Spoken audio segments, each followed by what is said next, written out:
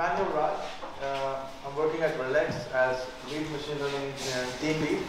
We're building something called the AI platform, which heavily uses MLOps. So we'll take a look at MLOps from another perspective. It's good that we went through Patrick's presentation because it really laid down a nice foundation. So we'll look at some other perspectives to begin with, and then we'll look at some security and governance practices. So before we start, just a little bit about me. I try to do multiple things as well. Firstly, I work as lead ML engineer at RELEX, and then also I try to look at machine learning from research perspective. So I'm also engaged with Arcana University as a researcher. So publishing research papers on machine learning, blockchain, NLP, computer vision, and different topics around these. And also I wrote a book called Engineering MLOps, which came out in year 2020. And it was best-selling book in AI category for some time last year. I think it's due to the fact that MLOps is growing and MLOps is able to solve many problems in the industry. It was, it was an experience to be an author. I never wrote a book. This one was the first. But today, with the presentation, we'll look at three things. First, we'll look at what MLOps is in simple terms. I'll try to demystify it, try to simplify it. Another perspective to add to what Patrick was explaining us, and then we'll look at some security aspects in the workflow, how to improve that, and also some governance practices that can help you to govern the system, to automate, optimize, and enable transparency within your organization. So before we jump into MLOps, I think it's easier if we talk the same language. So AI can have many definitions. So I just try to keep it simple with this equation. It sums it up with data plus machine learning plus human in the loop. Usual AI cases represent this. So there's data, without data there's no AI. And there's machine learning algorithms or even simple statistical algorithms to solve certain problems. So we fit the data to it, and then there's human in the loop to monitor the system, to teach the system, and to guide the system. So without humans, it's incomplete. So beginning from there, we look at MLOps, adding to the perspective which Patrick gave. So MLOps is a fusion of DevOps plus AI, and AI meaning the definition we saw earlier. And MLOps is trying to solve a problem that DevOps could not. That's why we have MLOps. So usually the way we develop model is we have data, and we have the code, and then we churn out a model out of that after training process. So what happens in a usual case if we don't have MLOps or any process guiding the development practices in companies is we have data that increases over time in one direction, so it's exponentially growing. And in order to cope up with the data and to manage the data, we generate code which might not be linked, and they end up growing in different directions. So there's a technical debt to manage both these. So that's what MLOps does in terms of versioning the data and in terms of versioning the code as to see what model came out as a result of what code and what data. So MLOps is good at that to begin with, and it's the experimentation part where MLOps is useful compared to what DevOps could not do, and we have this perspective now that MLOps enables. So this is again a simplistic, try to simplify as much as possible, overview of MLOps workflow. It's coming out of my book as well. And it's a modular framework. So there's a build phase where we build the machine learning models. There's a deploy phase where we deploy the machine learning models. And then there's monitor phase where we monitor the machine learning models. So looking at it simplistically, the build phase, I think most of us might be familiar with this. First, we ingest the data to train the model. So here we do the ETLs and all the data engineering part to get the right data, and then we train the models using that data. We fit the models, and it can be any machine learning models, statistical models, it can be reinforcement learning based, any kind of models. So this process can apply to that. And then we test the model based on a test data set to see if the model is performing good enough to progress from a POC to a solution. So that's what we do there in the model testing, and then once that passes, the model passes the test phase, we package the model in terms of serializing the model into artifact. So model, when we train a model, it lives as a variable in the code, right? So we need to transport that variable to somewhere else to make it work. So we serialize it, and guys might have worked with Pickle or Onyx, different serialization techniques. So that's what we do there, and then we package the model into a container usually, because these days we want to standardize the way we deploy the software, and scalability is an important thing. So many people in the industry are taking this approach of containerizing the applications. You might not go that route, but that's recommended. So that's what we do in the packaging phase, and then we register the model. And registering the model, this is where another good feature of MLOps kicks in. So in the MLOps stack, we have something called a model registry, where we register all the models that we train. So it's like a central repository of all the models. It's like GitHub of all the models that your team is working on. So you can always refer to a particular model and check what data was used, because all the data is versioned as we saw before, and what code was used to train that model. So we see all these in the registry. It's a nice way of representing all the models and even communicating with your colleagues. Otherwise, if you are working on each other's laptops, sending those on emails or sending those through GitHub isn't an effective way, because there's no lineage and things can get lost quite soon. So that's another advantage of model registry. And once we have our model on the model registry, we go to the deployment phase, where we package the model into an application. So that's where software engineering comes into play, where we take the model, which can be a container or a serialized file, we package it into an application. So some of you might have worked with Flask or Fast API, these kind of frameworks. Just to simplify, there are some other ways of doing it in Java and other programming languages as well. But that's how we build the application code to package the model. And then we test the model packaged into an application in a production-like environment. So that's the typical staging or acceptance environment in DevOps practices. So that's where all the testing is done in a production-like environment. And if we pass that test, then we go to the production release, where we do the production release and the model is in production. And once we do the production release, it's important to also monitor the model that is deployed. Without monitoring the model, we cannot really automate and understand what is happening with the use of model. Is it satisfying the business needs or not? Is it working as expected or not? All of this is important to understand, and that's where the monitoring component comes in. So we'll go a bit more into detail as to what that is. But in simple terms for now, we monitor all the logs that our system generates where we deploy the model. So meaning the input and output of the model, then the system logs if there are any errors or exceptions in the system, some things like that, and then we analyze them. We can even automate this analyzing process, we'll get into it more. But then we govern the system based on these logs. We can automate and perform certain actions, but we'll come to it. This is in simple terms the MLOps process overview and how it differentiates from DevOps. And a bit more bird-eye view to add to what we just went through. That is the process overview. And then these are the 5 drivers that drive the whole process. So this is again part of my book.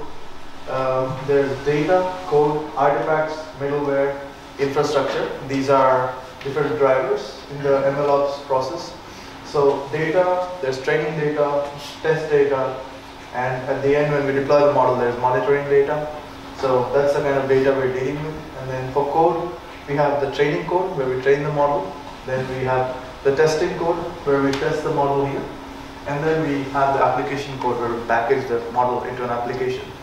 So when it comes to artifacts, we have the models, train model, package model, and the production model. And it can be other artifacts as well. It can be other data artifacts that are used as scalars for inputting data to your model, or it can be any other artifact that your model is dependent on. So it differs from case to case, but usually the models are artifacts, and we use middleware. This is turning out to be a standard in the industry. Many people are used to Git already for source code management and version control of the code. Then we have Docker to containerize applications. And we also have model registry, which is the central repository of all the models. Then getting quite popular to use Kubernetes to orchestrate the deployment of containers. And then we secure our deployments using VNets and other networking protocols that can be in place, having firewalls or your own custom rules to orchestrate your system. And then you can have also a feature pipeline connected to your feature store. And then infrastructure, it's usually quite popular to use cloud or on-prem, so it can come from both.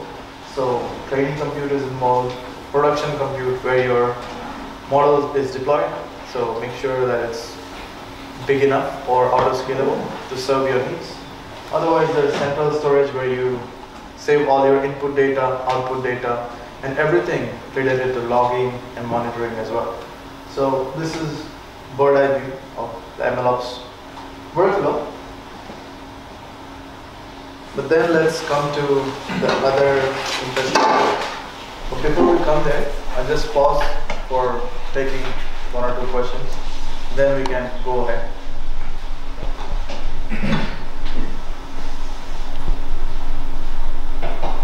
So in RELEX we have a lot of data in production, and it's a lot of data actually running horizontal.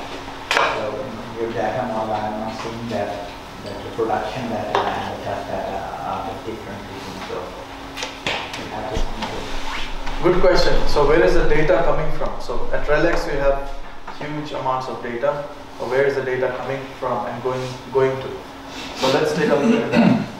So for training the models, we ingest the data, and this is usually coming from our something called the data platform that we have. It's a central platform within the company that hosts all the data of our operations, and we ingest the needed data from there. And here in the production, of course, we don't have a link from here. But good question, good that we can clarify this. But usually data can come from data platform to the production endpoint, or it can come from external sources. So we can inject multiple sources of data into the AI or the ML endpoint. So that's the way data flows in to the endpoint. In production, that's the way data flows in to train the model. And at the end, data from production is saved into the central storage. So that's the way it works. Good question.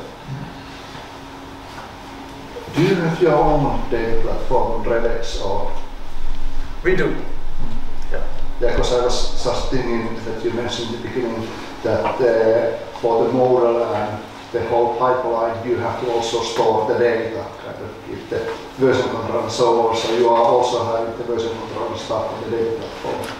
We are now building data platforms, so there are so many actually roles opening up for data engineers. That's one thing, you guys are passionate data engineers, we're looking for you. But there's constant work going on, and I think this industry is quite evolving. MLOps plus data ops, as Patrick mentioned. So that's part of the data platform. Is there any specific middleware that you're using for the model registry? So right now we try to go cloud, and yeah, we use something from the cloud. Open source can be used as well, like there are MLflow or other tools. But the challenge with that for a company like RELEX is we need to manage the technical debt that comes with it. So there's a lot of customization that goes in with open source software, and then managing it, orchestrating the pipelines and other tools for it. We went with the cloud route. Thanks. And something I can give you a bit more info, that we use Azure ML, like we are on Azure with the AI platform. So that's something that I can openly say. It's becoming a quite interesting service. Also quite useful to learn that. Any specific reason why Azure? It's just that as a company we've been there. I joined like 1 year ago, and since it was there, we went with that route because many systems are already integrated there. our retail customers are interested in something which is not AWS. Okay. Yeah, AWS is a threat for a lot of retail stores, right? So, Microsoft.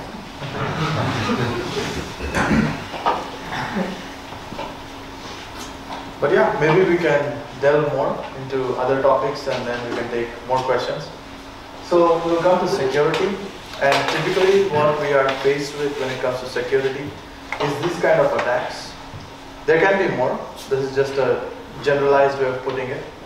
So when it comes to the setup, this is the training stage. That is the inference stage. So training stage is where all the model training happens. Inference stage is where models are deployed in production, and inference is basically you putting model in production, sending input data, the model predicting something and giving. That process is called inference. So let's start with the training stage.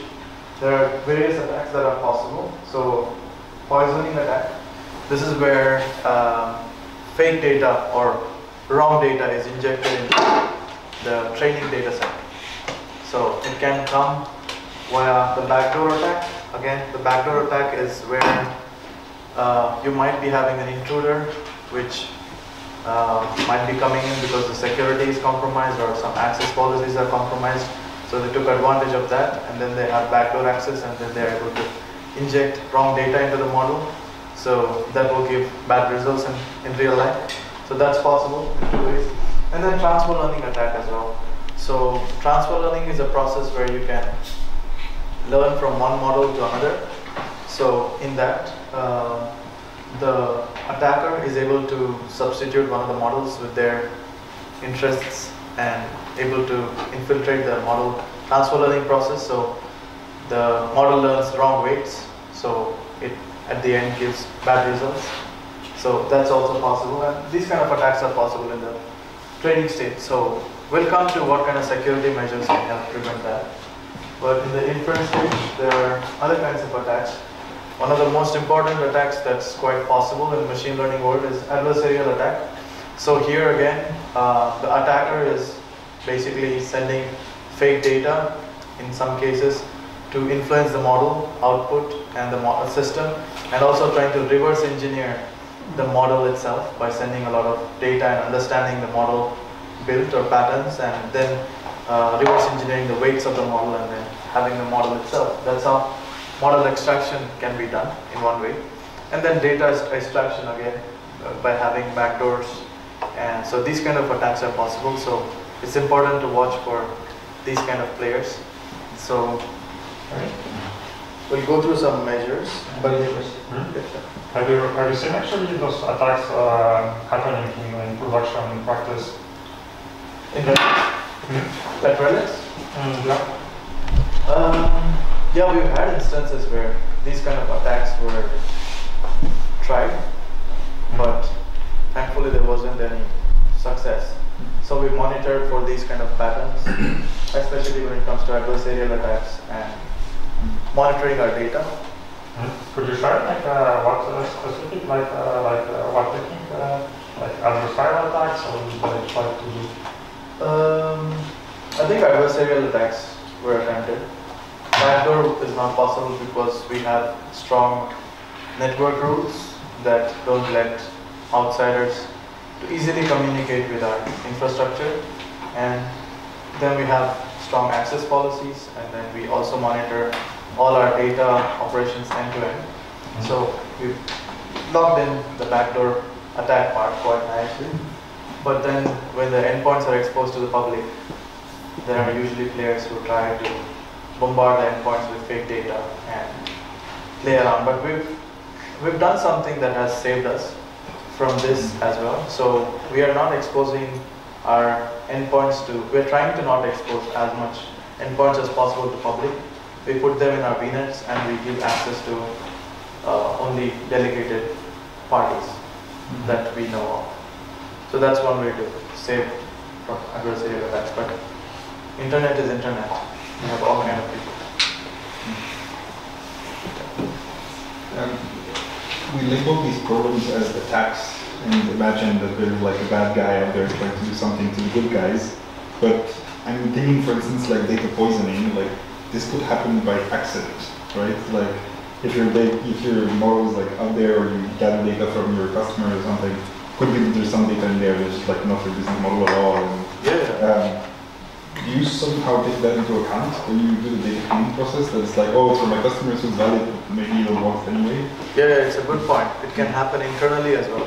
It can be a human error, or it can be unintentional, it can be intentional. There are different kind of things that can happen.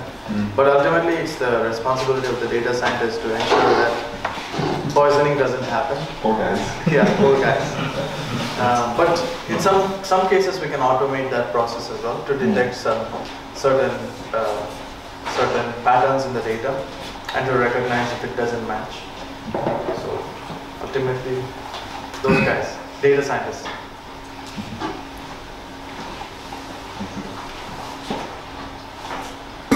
So before we delve into security, I wanted to give you a bit more of what goes beneath before we go to security.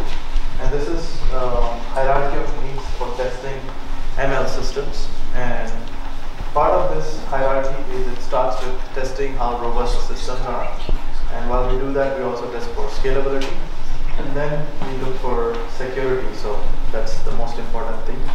We look at the hierarchy. So if you look at robustness, when we deploy our ML systems, we go with this approach of doing unit tests on each component we develop, each functions, to test the inputs and outputs if they are matching particular format or matching the desired results we need. So we define those cases and we take the unit test driven approach. After that, there's also important to test the data and model. So for testing data, we have some statistical models that are able to give us insight on data's integrity, is the data coherent, correspondent, these kind of approaches. And then when it comes to model, we also need to check if everything is good with the model in terms of input shapes that we define, and also like how we serialize the model, how we ensure that it properly functions in terms of robustness when we deploy. So these kind of testings are done. And then integration tests. These are also including the functional tests where multiple functions or multiple features in the product are integrated together and tested in groups. So let's say that there are two different systems. So that kind of testing can happen. Also, in one single system, multiple features can be tested. So it depends case by case. So this is the kind of approach we take. And when it comes to scalability, we do the system tests to make sure that we have enough compute resources, enough memory, and everything working with the auto scaling part, these kind of features. And then we come to testing the endpoints or our models to serve our business needs. So we do A/B testing, canary testing, and shadow testing. A/B testing involves testing out two different solutions parallelly at one time with different traffic. And then canary testing involves sending majority of traffic to one endpoint and a small chunk of traffic to the other endpoint to test and evaluate which systems work at the end. It's a statistical way of testing endpoints. And shadow testing is a way where we test multiple endpoints at one time. So it can be 4, it can be 3. So then at the end we have statistics. So these are different approaches that we can take to test the scalability and in a way robustness as well of the system. And then we do load testing.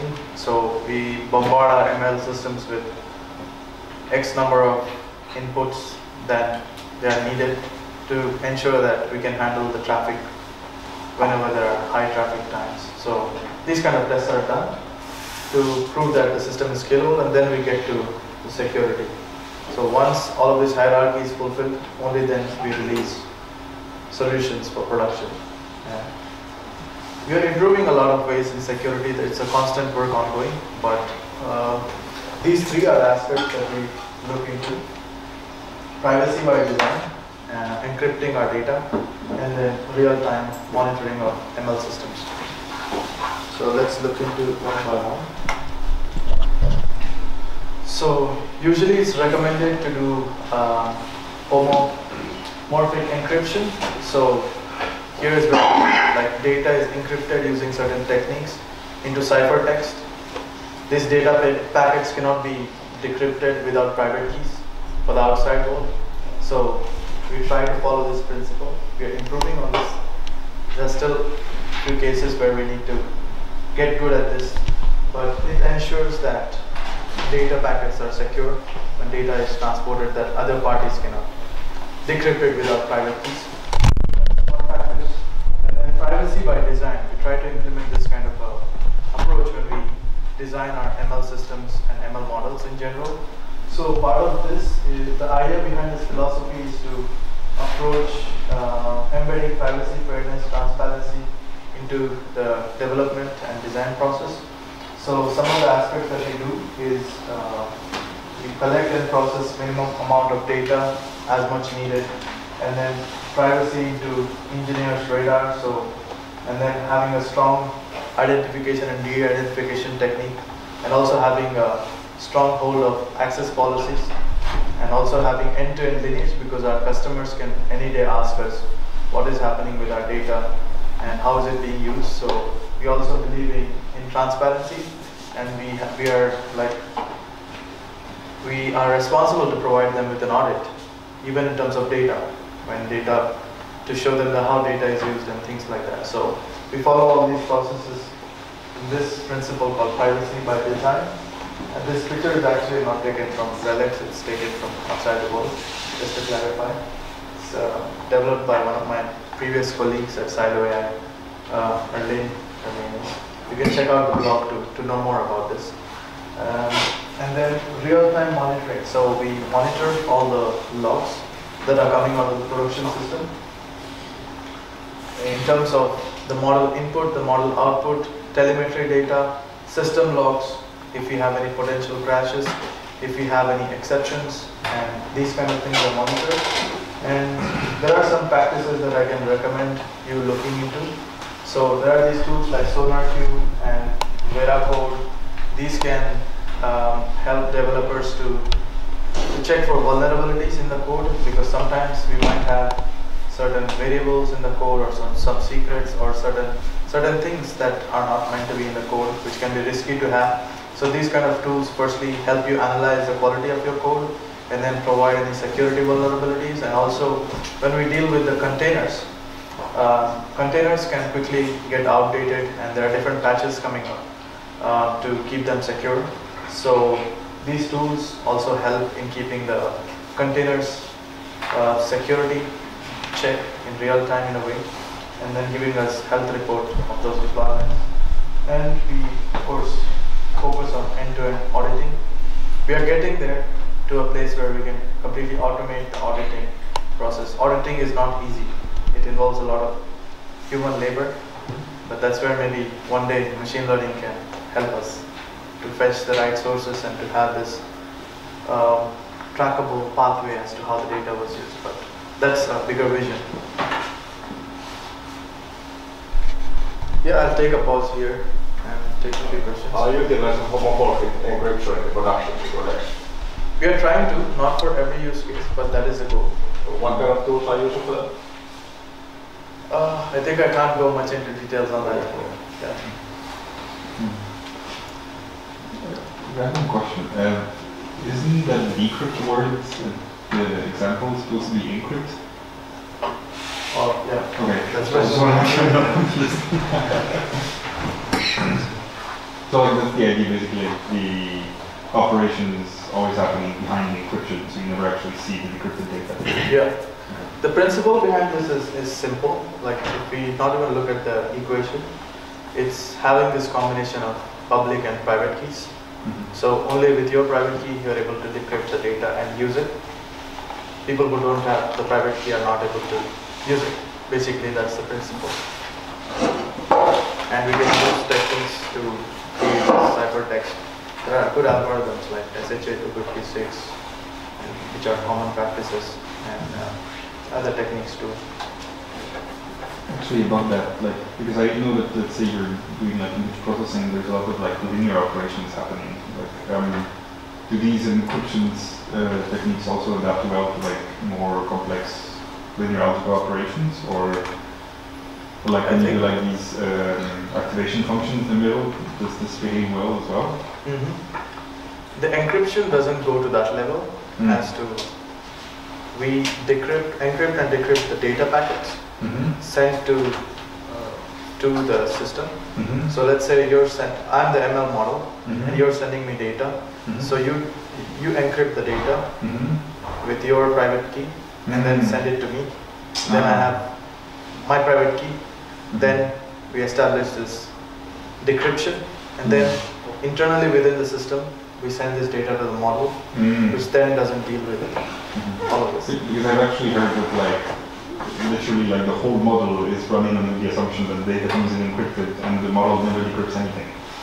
So like an example would be like, let's say the encryption function is the exponential function, right? So instead of adding the inputs, you multiply the encrypted inputs. That's one way of doing it as well. Yeah. But I have not usually gone that way. Okay. To keep it simple because of it's very complicated. Yeah. I mean, it's like the way I was imagining it, so that's why I was asking. Yeah. How do you train the model with encrypted data? We don't train with encrypted data. You don't train, it's the same way, like Yeah. you send it to the... That was basically my It's question. only for Yeah, okay. it's only for transporting the data from one place to another.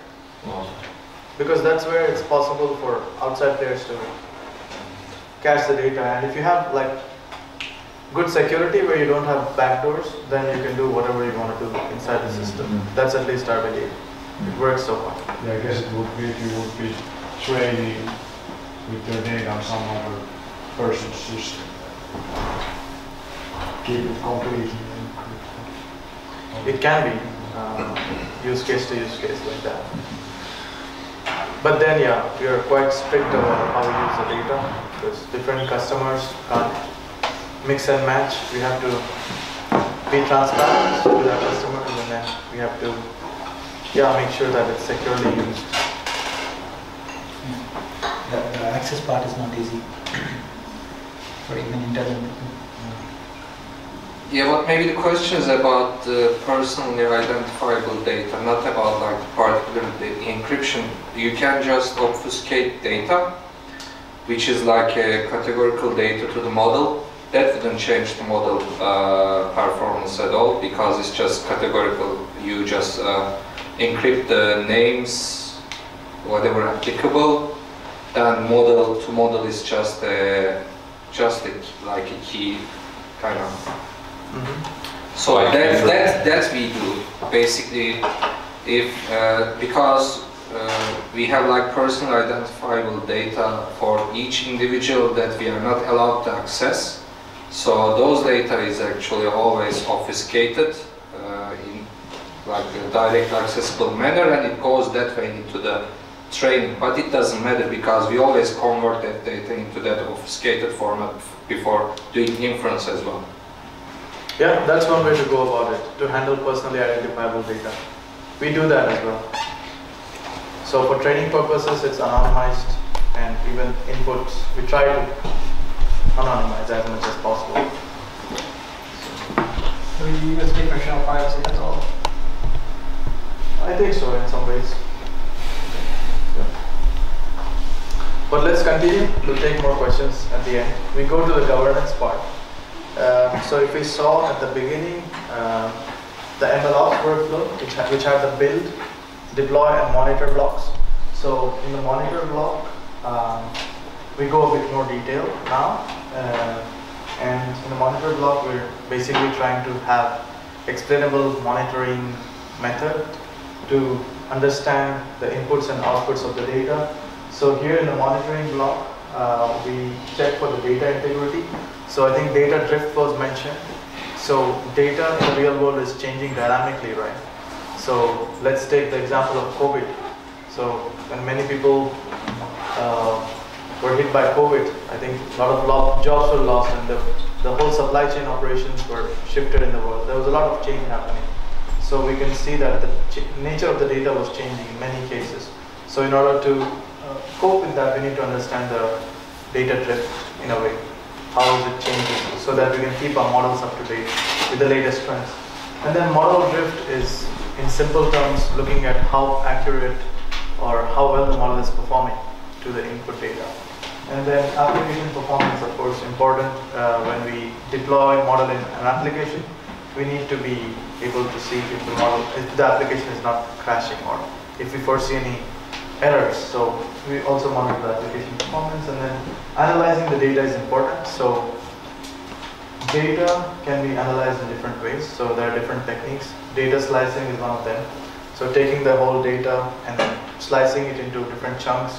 It can be in different groups based on certain parameters, but testing the model performance in different slices can give a different perspective than rather putting all the data together and calculating, for example, the F score or whatever metric that we set. So data slicing is an important thing to check the model performance. Then detecting bias and threats in a sense of security threats, can be adversarial attacks. And also important to understand if there is a bias in the model. So we can apply such techniques as well. And then important to get local and global explanation. So what this means is we have all the inputs and outputs, let's say for 1 month for a certain model. We should be able to look at each single prediction and understand why the model is giving such a decision. For example, if it's a decision tree, we can drill down and see. So better if the model is not a black box. Then we can understand to granular levels as to what the model is doing, and then we should be able to see on different data slices or also on the whole data set that was generated for the 1 month, for example. So that's global explanation. So looking at it granularly and looking at it on the bigger perspective. So it's basically like zooming into a picture in simple terms. And then we're coming to the governance part. And the idea of governing the system is to first enable automation. The more automation it is, it's better in many cases. In some cases it's not. So it's case by case. But then we also try to achieve optimization in terms of resources, in terms of people, because MLOps, again, it's a lot about people and optimizing processes as well. So also the goal is to enable transparency within the organization. So governance covers all these parts. Let's look at first what this first thing is. So if you see in the governance block first, we can see 3 aspects: alerts and actions. Secondly, model quality assurance and control. Third is model auditing and reports. So when it comes to alerts and actions, a lot of text here. Try to keep it simple. But there are different type of alerts that we can have. So those alerts can be like based on the availability of the model. So we can check that if the model is not available for a certain timeline, we can generate an alert. Then we can have alerts when requests are failed to the model. We can have alerts when the server response time is longer than usual. We can have alerts when there are server exceptions in the application. We can have alerts when we notice some different trends in terms of data drift. We can have trends when the model is not performing well based on the model drift. We can have alerts based on errors and exceptions in general at any point. So what do we do when we have alerts? We try to take certain actions, and these actions can be automated or it can be human assisted. So certain actions that can automate the system are model redeployment. So taking the same model, redeploying it, that will start up the whole application as well. So you'll have a fresh deployment. Or model retraining. It can be on the latest data set or it can be taking the same data set, depending on what you want to automate. And then it can be deployment server restart. So you have your application deployed on a certain server or deployment target. So restarting that compute, it frees up the memory and gets it as in a default state. That can help in some cases. Or in some cases just retrying the requests, because sometimes requests can fail because of multiple factors. So trying that or automating that can help as well before shutting down the system. And then sometimes the memory is not optimized in the system, so the cache can get full. Clearing that out periodically or automating that step can also help to govern better. So these are some things that we can do as actions. And when we come to model quality and assurance, it is important to ensure that the quality of the model is up to date without going into text, because a lot of you are reading text, but maybe I'll simplify this point. We try to keep the quality at a certain level. Whenever the model is deployed, or even a training phase, we should have certain thresholds in terms of model accuracies, in terms of data drifts, in terms of server performance. So we try to assure that, and we control the system based on that. And it's important also to have end-to-end lineage when it comes to all of this. So whenever, if you want to look back in the history, we should be able to look back. But we come to the end-to-end auditing part. This is also a very important aspect within companies. We are becoming more and more data-driven and data-aware society. So it's important to take this angle into control. So model auditing and reports contains these three important angles. One is to audit the data. Auditing the model is important as well, and auditing project and governance in general. So if you audit these three aspects, and for a company like RELEX, for example, we are building up MLOps practices. It's a journey. It just doesn't happen overnight. But we are heading to this place where we are trying to automate the auditing process as well. Let's say some customer asks what happened with our data. We should be able to show them transparently, right? So it's important to audit everything from data angle. So what is happening to data? Where is it going? How is it being used? And what exactly is it resulting in? So these kind of questions can be answered. And these audits can be quarterly, these audits can be yearly. Depends on your own use case and the process you want to follow. And then model auditing is important to keep track of the model performance of all the models you've deployed, all the models you've trained, so to have a proper track record and to have a lineage to the data and code that you used as well. So that helps to understand what is happening with your data and model. And then again, MLOps is not just about data and model and code. It's also a lot about people and processes. So also important to audit the process and the way you govern it. So having these three perspectives can give you the ground truth and transparency in a lot of cases. So that's how auditing can help. So when we do data auditing, we look at usually the kind of drifts within the data, how patterns are changing. And then when we audit model, we can look at the fairness and the performance of the model. And the third point, we can always audit the process and see if we can improve anything. So having this kind of auditing process, it's not maybe part of machine learning in general, but it's part of the whole organizational functioning process. So it's good practice to audit all of these things. Yeah, before I end my presentation, I wanted to leave you with some food for thought, and just wanted to have this question: what is the next big thing in MLOps? What do you think it is? You mentioned something that was a bit meta, which was that you use machine learning to audit your machine learning process. Amazing. So for me, like, if you actually get there and this is gonna, I mean, assuming that at some point you're going to stop this meta thing, and then like, okay, now there's a human being that just like, okay, this is all. Yeah. But that, like, if it becomes big enough that maybe like your auditing machine learning process is auditing like a lot of things, then it becomes like its own product, let's say.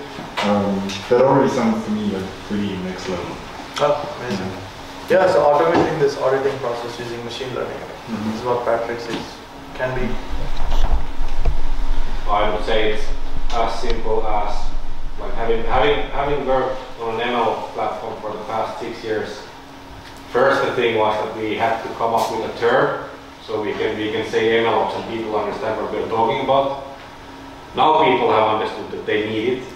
So we are kind of at the stage where laptops and Jupyter notebook files on your desktop don't do it anymore.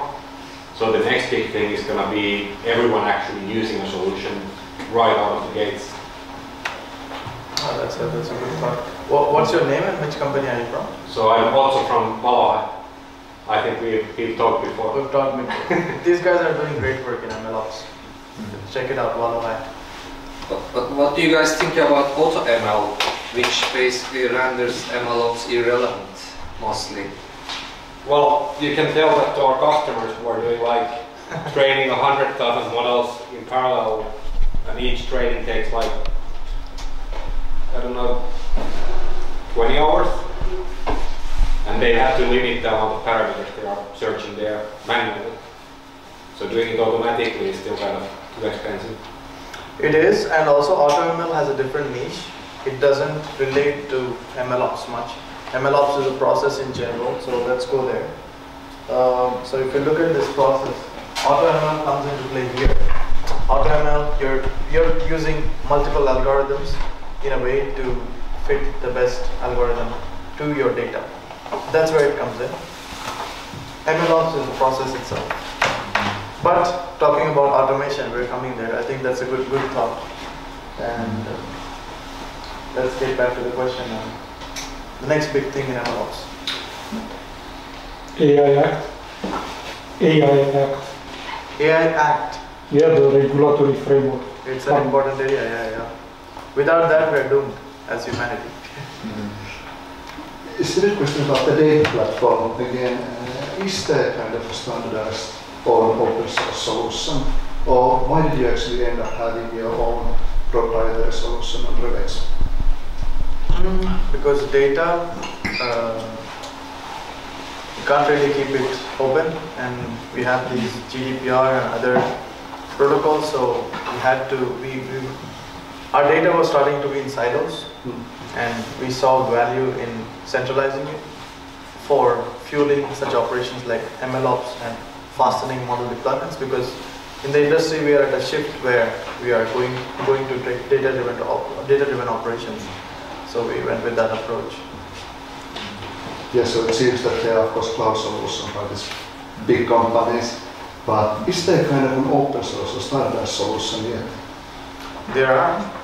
Apache has quite some tools, and there are quite some companies actually building open source tools as well. But at the end, maybe not one tool can serve everything. For a company like RELEX or big companies, it's usually a culmination of different tools and technologies that makes up data platform. Yeah, I think the answer that you're looking for, I guess, is that like outsourcing the management of your data is basically saying like, look, this is the thing that I call my oil. You're the one that's going to do all the work with it, right? It feels like you're not considering it as a main asset in your business. And so if this is something that's really important for your business, you want it to be managed like properly, securely, but also like optimally, so that you don't actually incur useless costs. And like back in the days, like let's say 20 years ago, if you had a server, it was like your baby, right? Like I'm a web business, I have my own server, I need to manage it. But now everybody has computers all over the place, so having a computer is not part of your business anymore. But I think we're still at a stage where managing your data is not something that you just securely and carelessly outsource. Yeah. Again, we come to that Acts point. AI Act, we might not have it, but we certainly have Data Act, GDPR. You can't outsource the responsibility to someone, and there's no plug and play for this easily available in the market at the moment. But to conclude, I'll leave you to think about something, and maybe this is something for you to learn, and this can be a big thing in next 1 to 2 years. That's my prediction, and a lot of companies would need this, and that's called AI Ops. It's funny, isn't it? So, AI Ops is different from MLOps. MLOps is combining machine learning and DevOps. So that's the way we do it. But AI Ops is applying machine learning on your DevOps practices. So what this means, let me give you certain examples. So let's say you have a lot of server logs that contain your model input, output, and your system logs where you have certain errors in the system. So how about training a model that can detect errors using predictive algorithms and foresee if an error is going to happen in 1 hour or something like that. And then these kind of systems make AIOps, enabling predictive capabilities to your DevOps practices. So that's just one example. Company to company, there can be many examples, but AIOps also first predicts the problems and then automates the error resolution process. So before that system crashes or before an adversarial attack happens, for example, then it is able to automate certain actions and perform certain scripts, for example, to do model retraining, model deployment, or shutting down certain processes. So these kind of things, AIOps, however funny it might look like, but this can be a big thing.